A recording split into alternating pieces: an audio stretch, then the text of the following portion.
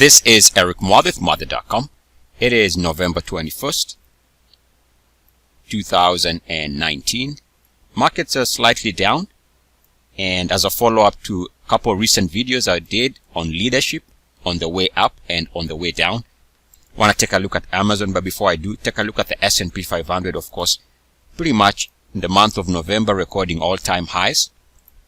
And the reason to be careful here is, as the market is showing early signs of a pullback, we have to be aware of stocks that could be looking like they might be new leadership on the way down. For example, take a look at Amazon, which while the market is trading close to new highs here, it is trading pretty much close to multi-month lows.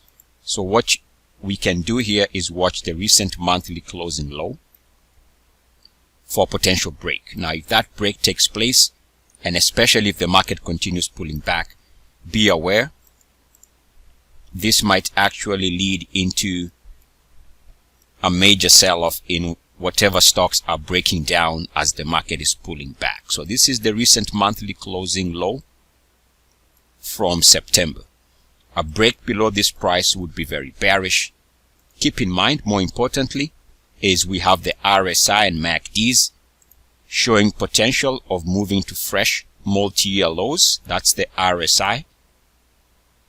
A price break would move it to fresh multi-year lows on the RSI. We can see that one of the MACDs is already trading at multi-year lows with the threat of moving below zero for the first time in many years. So the risk is already there. Just be careful with the stocks that could be breaking down, and watching recent monthly closing lows is the way to go. This method here that I described with the RSI and MACD is what I call the ultimate Muathe breakout. It's my own research method. Links are gonna be in the description of the method. In the description of the video. So as market is showing signs of pullback, be aware of new leadership on the way down. Eric Muathe, Muathe.com. As always, good luck, peace and blessings. ESS.